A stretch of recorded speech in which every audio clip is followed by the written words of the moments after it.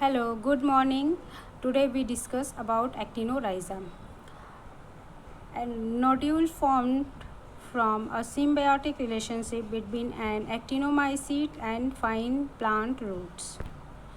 It is also called Frankia-induced nodulation. The term actinorhiza refers both to the filamentous bacteria Frankia and actinomycete and to the root location of nitrogen-fixing nodules. Actinorhizal plants are classified into 4 subclasses, 8 families, and 25 genera comprising more than 220 species.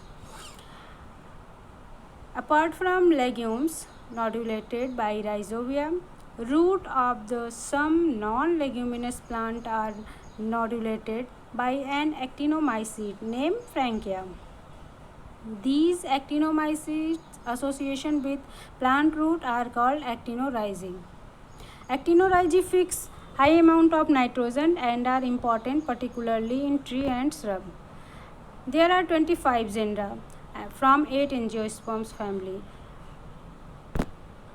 The genera Couserina for tropical and subtropical regions and another Elnus for the temperate region. They can adapt themselves to grow under adverse conditions and different geographical zones. Frankia is the actinomycete classified under family Frankaceae, and Frank is a scientist who discovered Frankia in 1880. Frankia is filamentous streptomycete-like, possesses multilocular sporangia and form cluster of spores when a hypha divides both transversely and longitudinally. It is a microaerophilic, grows slowly, forms non-motile spore and grow in symbiotic association with the roots of earlier mentioned variety of non-leguminous angiosperm. Entry of Frankia to the host plant.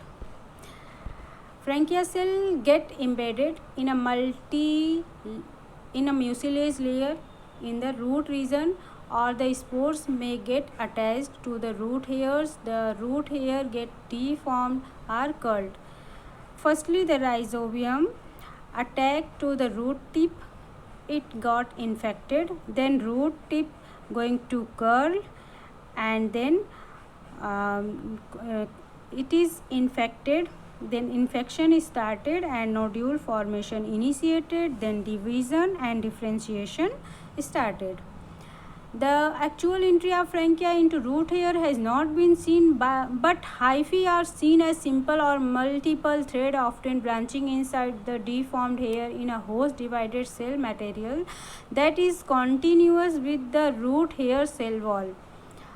The thread could be seen penetrating the cortex, and in some root sections pre-nodule formation can be seen within 10 to 14 days. Later, a lateral root is the vicinity of the primary nodule primordium appear. Their meristem undergo branching and progressively get infected with Frankia, resulting in the formation of a typical adult nodular structure referred to as a rhizothamnion. In a sense, actinorhizal root nodule is essentially a modified lateral root. Structural organization of actinorhizal nodule. Two structural organization, A type and C type, occur in cluster attaining a diameter of 5 to 6 cm, somewhat resembling a tennis ball, often weighing up to 444 kg dry weight of nodule per hectare. The A type of root nodule possesses many lenticels on nodules that provide ventilation. Lenticel what? Lenticel is a porous tissue consisting of cell with a large intracellular space in the periderm, and internally there is a central vascular bundle surrounded by a cortex in which several packets of Frankia inhabiting zones can be seen, containing vesicles that are the site of nitrogenase activity. Casuarina type of root nodules possess suberized cell containing the hyphal endophyte with swollen tips.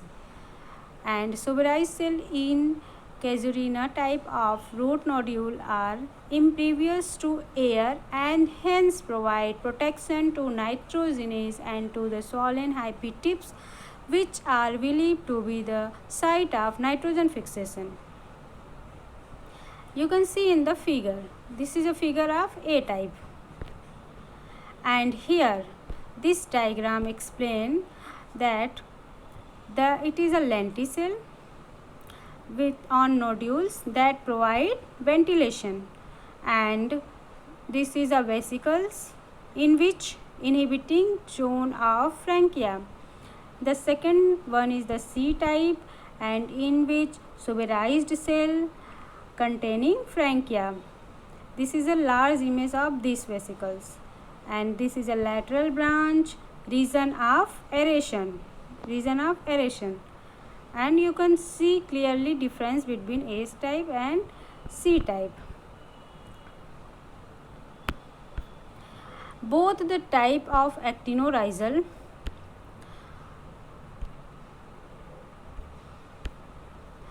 roots nodule differ from legume root nodules formed by rhizobium. Legume root nodules are characterized by a central uniformly infected bacteroid and leg hemoglobin containing zone surrounded by a tight inner cortex that limit gas diffusion, with the vascular bundle lying outside the inner cortex. Nitrogen fixation and ammonia assimilation by Frankia. Here two hypotheses are given. One hypothesis assumes that glutamine is produced in vesicles and could be transported to vegetative hyphae through the constricted stem cell of the vesicles. In the hyphae, glutamine would be converted by the enzyme GOGAT to glutamate, with one of the resulting glutamates going back to the vesicles to the functions as an ammonia acceptor. For repeating the reaction, in the second hypothesis, it is considered that the enzyme GS is not active in ammonia assimilation in vesicles, which lead to accumulation of the fixed product in the hyphae and surrounding, where it would be assimilated by the GS-GOGAT system, presumably aided by the high affinity ammonia permease present in nitrogen starved hyphae, which help in mopping up all free ammonia. Reforestation with Frankia inoculated tree. In developing countries, deforestation for fuel has rendered the land barren, and continuous deforestation of the same land in overpopulated regions of such countries has resulted in soil which remain deficient in nitrogen, the most important element for the normal growth of plant.